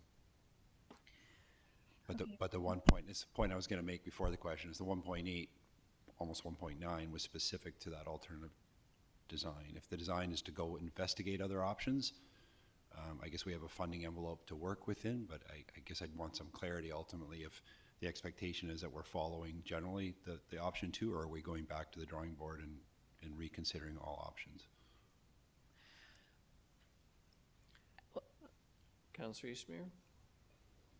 Well, maybe I'll say when I seconded this option, I thought it was proceeding with option 2, because I think we've done a lot of consultation, and I'm really interested in getting like proper boat storage built as quickly as possible, and I think we've done a lot of engagement on it. So maybe we leave the float dock piece as a separate capital project, and I think we've found a good compromise with the option 2 as has been presented, and I really think we need to get this storage built as quickly as possible. I think that our CAO has pointed out rather wisely the current motion that has been seconded and is on the table is not going to pay for alternate designs, and without some instruction, it seems to me, to staff, then they're just left with going back to dealing with design after design. And as one of the delegations pointed out, we've been talking about the design of this thing for over 15 years, I believe. My inclination and suggestion is that if council is not interested in pursuing either design and wants to direct staff to go back again, and I must say I am not supportive of that, but if that's council's wish to send it back for further design options, then so be it. But I think the motion as it stands, I certainly can't support it because it doesn't make sense based on what I've heard from our CAO. You've got 1 or 2, you cannot have any motion this morning. You can simply defer this matter to another day if you wish, but there's various alternatives. In any event, you've got the floor, Councillor Eastmere. I'd like to defer to Councillor Gesselbrecht as the mover of this motion. Councillor Gesselbrock.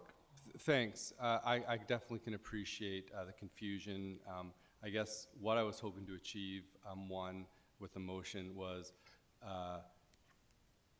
reaffirm and increase support for the project by increasing the budget by another $1.8 million, and not lock in exactly the alternative design number 2, because one, I was surprised to see the 2019 design that was $2 million, that was like right down by the water. It only required 3 trees removed, that maybe met those other things, and also to just leave room to adjust, because I know there's been conversations of looking at park expansion and how that all fits in, and to look at, not be locked in, because I know that there was concerns about the aesthetics of alternative design too, and I didn't want to lock us in, but I'm quite fine changing it from the more loosey-goosey explore alternative designs language to proceed with the improvements.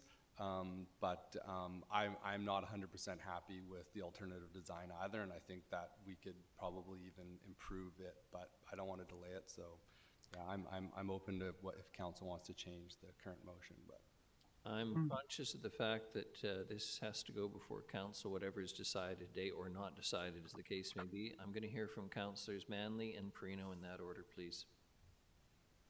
Thank you. Just a quick question to staff. Does option 2 have space for people like rowers to warm up in? I understand that the bathrooms will be located where the existing bathrooms are. There'll be showers there on that side of the park, but I'm just curious about whether there's warming space there for rowers in the wintertime. Through your worship to Councillor Manley, there is a lobby area. It certainly doesn't have the amenities of option 1, but there is a lobby area that could be utilized as well as the main storage area of the boathouse itself. Okay, thank you.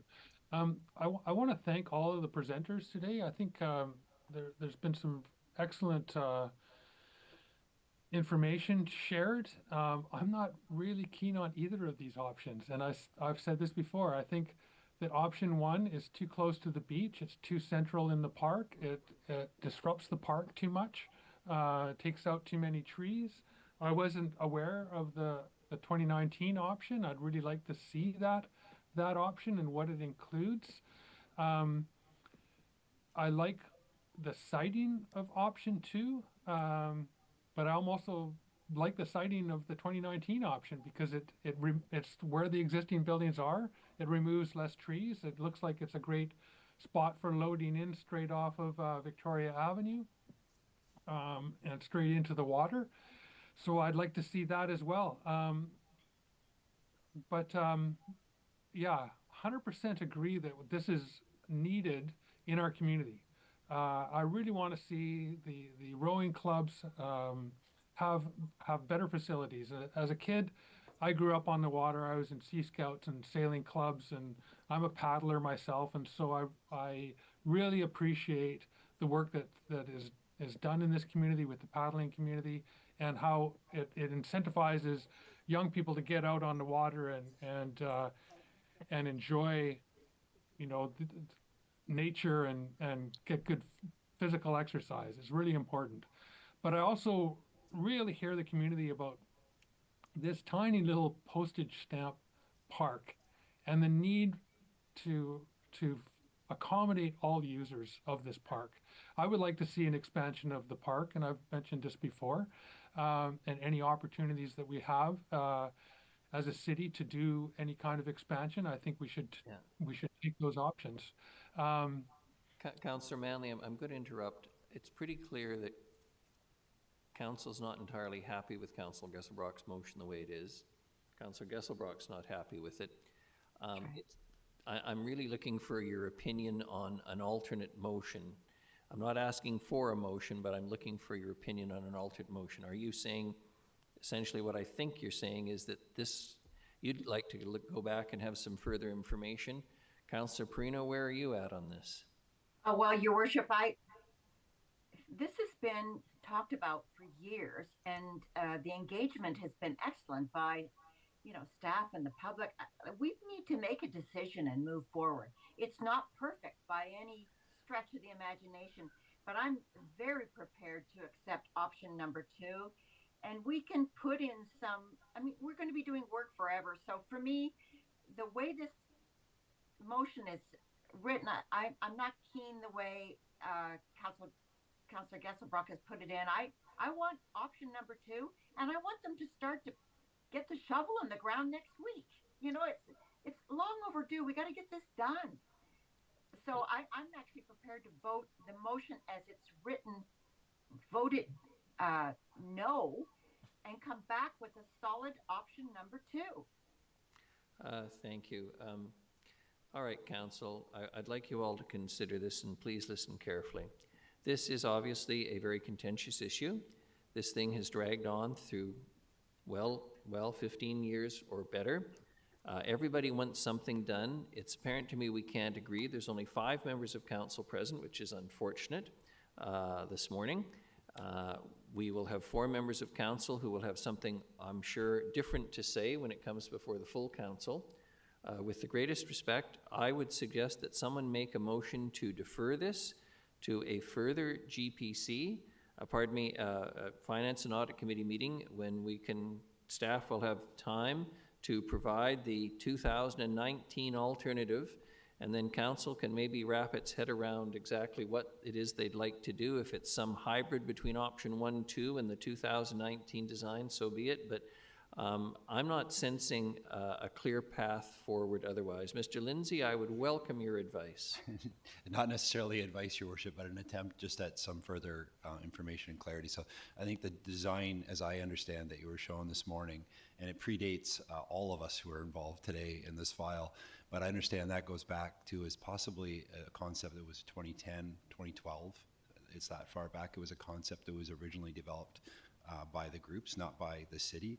The concern at the time, that many years ago, was that it would have required a fairly extensive variance into the setback from the lake. So it would have required a large watercourse setback variance, and the idea was, the suggestion was, it would probably never have been supportable, so it was removed and not proceeded with back in 2012. So we're going back quite a few years. So the design progressed with that understanding. So the options in front of you moved the building out of the leaf strip, both option 1 today and option 2, and certainly tried to minimize any of those setback variances.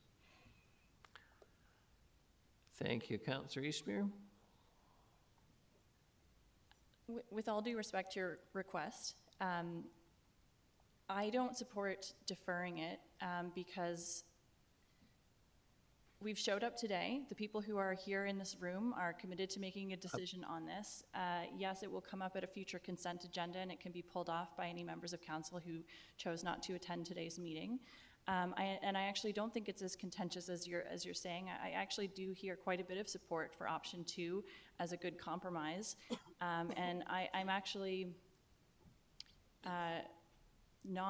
I'm confident that if we were to move option 2 as it stands today, we would be able to work and to finesse that so that it works for everyone's needs and kind of preserves a large chunk of the park for public use, and then really addresses the critical needs, which is the washrooms and the safe boat storage. And I think that option 2 gets us to doing something as quickly as possible on this, and we've delayed this for so many years. Now hearing it was discussed in 2010, it's like the first thing we need is a time machine, and the second thing we need is to advance option 2 today. So if we could just, we'll call the question on option 2, then that would be Thank you. The motion before us is on the floor. All those in favor of that motion? Is this the motion? That's the motion that's on the floor. Can we put it back up, Your Worship? So if Can we you not don't amend it want so to that explore alternate designs, which will drag this out further, Councillor Eastmere, I'm not telling you how to vote. No, I second, but I'm not seconding this motion. Like, I was the one that seconded this, and I'm not. Once seconded, we can't. Ms. Ricard. Thank you, Your Worship. This motion that you see on the screen has been moved and seconded a little while ago, and so there are a couple options right now that the committee can consider. With the agreement from the mover and seconder, this motion could be withdrawn per the council procedure bylaw, or the committee can just vote on the motion, or there can be an amendment proposed. Those are some of the options.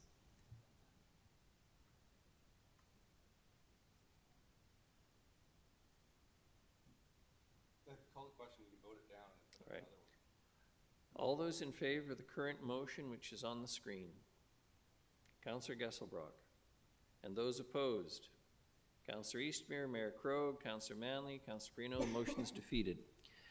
We're free to make another motion. So I'd like to move option 2 as it is written in the report. And there is second for option 2. Councillor Perino, do you wish to speak to it? I've said enough, thank you. Councillor Perino? Thank you, Your Worship, but let's just get the shovel in the ground as quickly as we can to get these people what they need, what they deserve, and the size is smaller, the price is less. Maybe the groups can do some more fundraising. Be nice to see some improvements. I think definitely the parking issue is, as talked about by Ms. Kamen, she's right on the mark. There's some real problems, but we can face those over the years. But let's get going and give these people what they need and deserve. Thank you. Thank you. Councillor Manley? Thank you, Your Worship. At the risk of annoying you, I have a question for staff about the earlier options and how much the leaf strip variance was, and what are the obstacles in having a variance like that where we're building close to the water. Your Worship, I don't think that the plans, I don't think we can accurately speak to what exactly the variance was, other than to say it was a substantial variance. That was a concept plan back in 2010, 2012 that was done, to my understanding, it was done by the user groups, not by the city. The process for amending the variance is ultimately council's discretion. Would come forward to council in the form of a development permit with a variance to your water course setbacks. There would be studies that would be required, further work that would be required to support the rationale for the variance, and I believe at the time it was assumed that it was too large, too significant a variance would be difficult to justify. So. And that was the 2019 drawings that were popped up on it? Sorry, and that's what I was trying to clarify. Those were not 2019. That concept that was shown by the delegation this morning, we believe dates back to 2010, 2012. The 2019 is really when we started the conversation about the plan that you have before you as option 1 today. Okay, thanks. Thank you. Councillor Gesselbrock, do you wish to say something? Yeah, thanks. You know, I do appreciate the time pressure to move on and make a decision on this. However, you know, over the pandemic, you know, we had this larger plan, and then it came back at $11 million. And then that triggered, outside of a public process, staff and council looking at alternatives. And then that was presented, but there hasn't really been that much public consultation on the alternatives other than with the specific user groups. And so the new plans I feel like are just come out of, it had to change, and now there hasn't really been much consultation on it. And yeah, it does slow it down, but there might be support for, you know, a much better solution, because everybody at the second alternative was like, oh, well, you know, it's just kind of like, doesn't look good, and, you know, it doesn't really suit the needs. And there might be better ways to go about doing this, and we might be forcing ourselves into a direction by having to move quickly. So yeah, I don't know whether I'm going to support this motion or not, but I do have some qualms with it. Thank you. Thank you. Well, I'm going to be the contrary voice here this morning, and council won't be surprised because I've expressed this viewpoint many times before. Option 2 is, in my respectful opinion, no disrespect to all the people who participated in trying to put it together, is basically a large tin shed in Loudon Park on the only water body in the city of Nanaimo that is capable of hosting kayakers and everybody else and the user groups who've appeared with us this morning. You can't do this in Westwood Lake, you can't do it in Departure Bay, you can't do it on Mount Benson. So this is it. And I'm appreciative of the concerns of the neighborhood association and the people who live there, and the requirement to take down a substantive second growth forest. I get all those concerns, but I can't think about just the people who live in the neighborhood today, or indeed even the users today. We're not ever going to create another Long Lake, all right? This is the only place in the future that we will ever see this kind of use, kayakers, boaters, et cetera, et cetera, et cetera, all the user groups who are currently active and who've presented to us this morning. This facility, even the number 1 option, which I strongly support, will in time probably prove inadequate in terms of size unless the city acquires more land around Loudon Park, as it will eventually. So I'm looking to the future. I'm considering that this is going to be and will always have to be the only place in the city that we can engage in this kind of activity. We have lots of other parks, and with great respect, I appreciate that, you know, 29 substantive Douglas fir will have to come down, but you know what? They will come down eventually in time anyway. But this lake will hopefully still be here unless the climate's completely warmed up and we're all dead, or the Mad King has dropped the nuclear bomb on Nanaimo. So from my perspective, I am prepared to support option 1. I realize I'm going to lose the vote this morning, and we will see where it goes. But council, this will come back before a full council, and there'll be further discussion. But I'm not prepared to see, with great respect, a second-rate facility that will not be attractive, that will not enhance the neighborhood, that no one will look back on with pride 10 or 20 or 15 or 30 years from now and say, gee, we're sure glad council went for that second option. If I wanted a barn on the lake, I'd build the damn barn myself. I don't want to see a barn in Loudon Park, and that's really what we're talking about. So, Councillor Gesselbrock, I see I've inspired you. You've spoken a lot this morning. I trust you will be brief, please. Thank you. This option 2, I will support it. It allows for the immediate needs to be met. It rebuilds much needed bathrooms. It addresses the issues currently with the park, and it addresses the space needs of the paddling group. And it does not close the door on expanding the park and having further builds to put more community space to improve, events and indoor space for the paddling group and the larger, wider community in the future. And I think that it is appropriate at $6 million as opposed to the $10 million, $11 million that the first option requires. So thank you. Thank you very much. All those in favor of option 2, the motion on the floor, Councillors Eastmere, Gesselbrock, Perino, and Manley, and those opposed, Mayor Krogh. The motion is carried. Thank you very much. Thank you so much to all the delegations this morning, to staff for the ongoing work on this project, which may survive the political and public careers of many people and the neighborhood as well. Someday there will be something built on Long Lake. We're just not sure when. We'll take the morning break now. Staff have been working past the 10:30 assigned time. Thank you again, everyone, for attending and your contribution.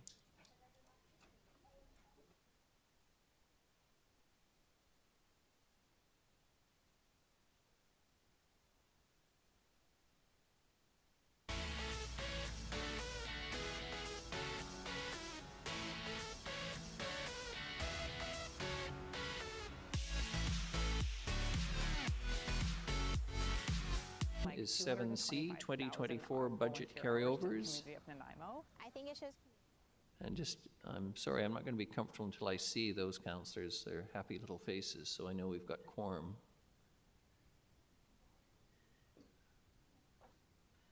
Councillor Manley.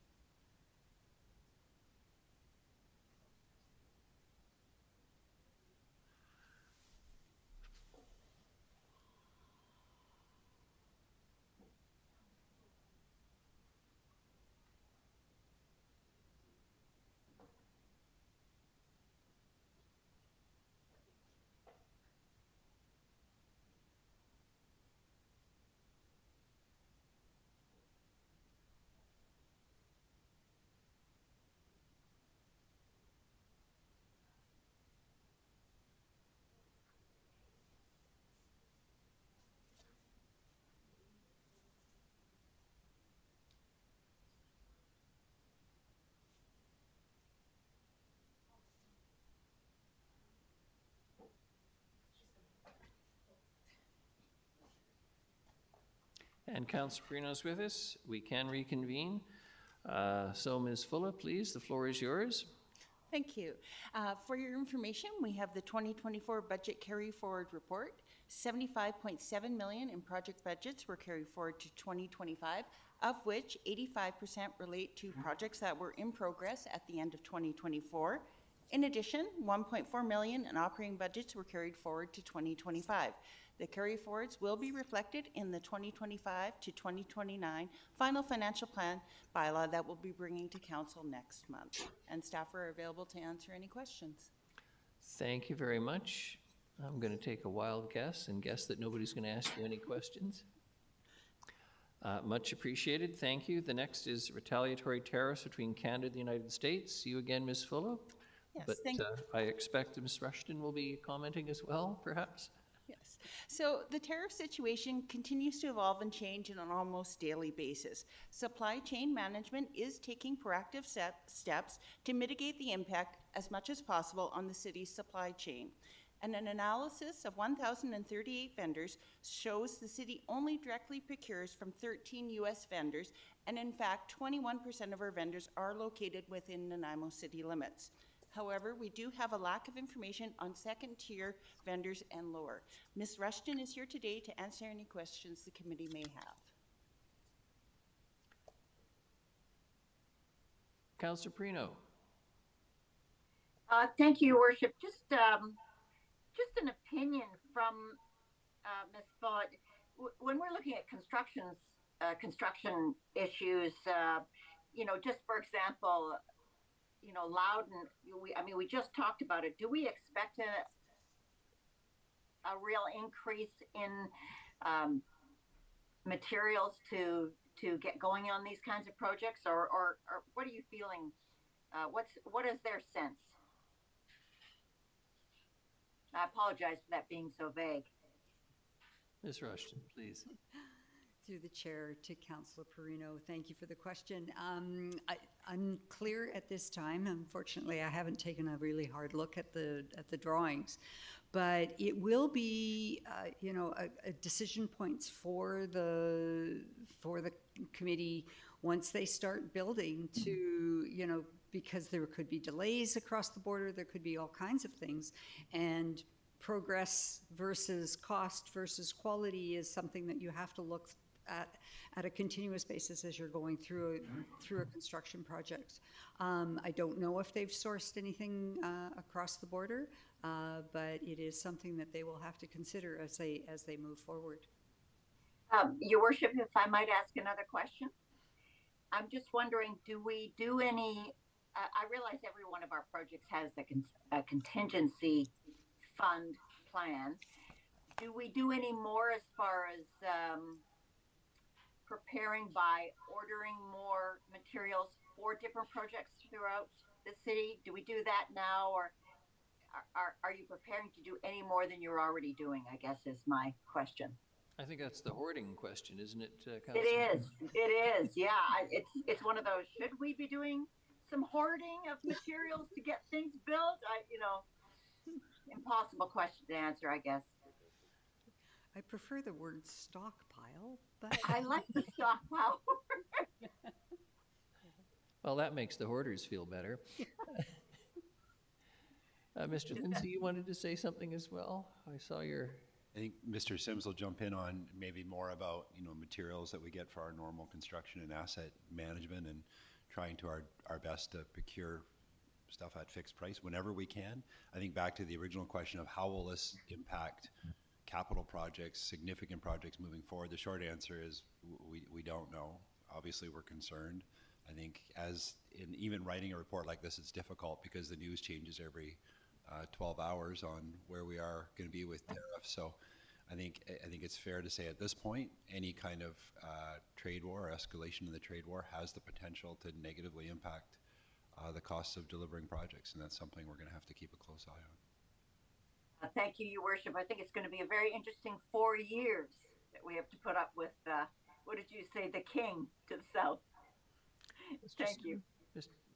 Councillor Eastmere, and then Councillor Manley.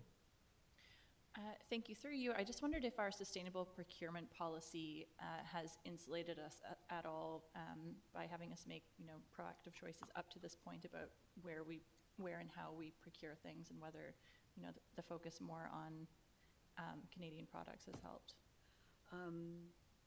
Through the chair to Councillor Eastmore, it's two different things.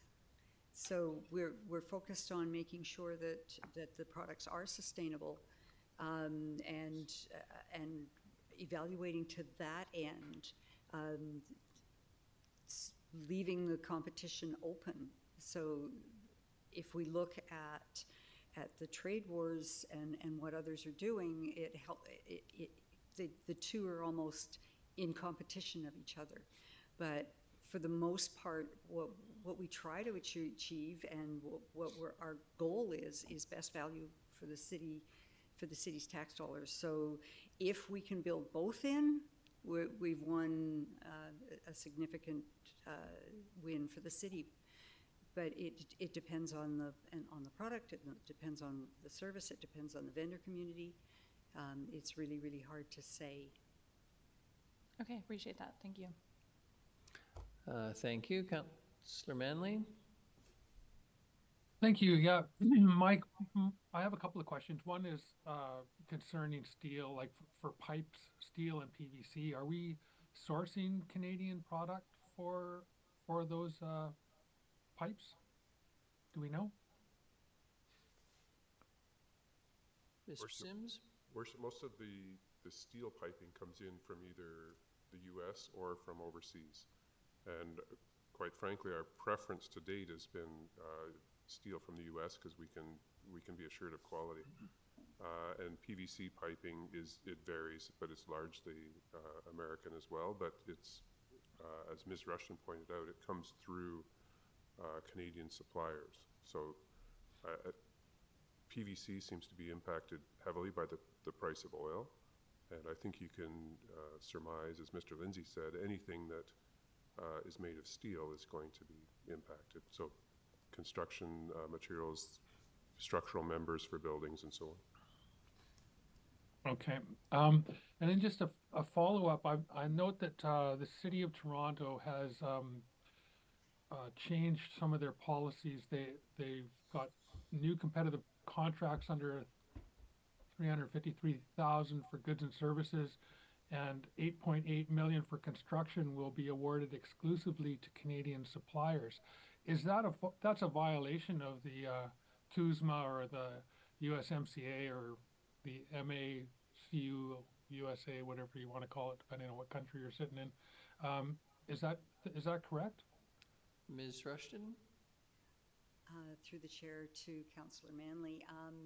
We are under the newest partnership trade agreement between British Columbia, Alberta, Saskatchewan. So our thresholds are lower. And again, we are bound by all of the trade agreements. We just look to the most stringent to set our thresholds. In Ontario, without the newest partnership trade agreement, they have the Canadian Free Trade Agreement, which has those thresholds built into it. So they have a little bit more latitude in terms of what they can single source for dollar value. So they are within their ability to do that. But again, does it provide best value? That's the question I always ask. Okay, so we set our limits based on TILMA, the Trade Investment Labor Mobility Agreement between Alberta and Saskatchewan, rather than the USMCA or CUSMA, whatever you want to call it. That's correct? That is correct. They all have thresholds in them, but we look to the most stringent. Okay, yeah. We're thinking about buying Canadian wherever we can and however we can without, I don't want to be talking about violating international trade agreements just because Donald Trump wants to. Thank you, Councillor Manley. Councillor Gesselbrock. Thanks. Just further on that, when at the legal review session, or I don't know if you've been speaking with other municipalities, has there been a collective desire or intention to try, like for below the thresholds, to single source more locally than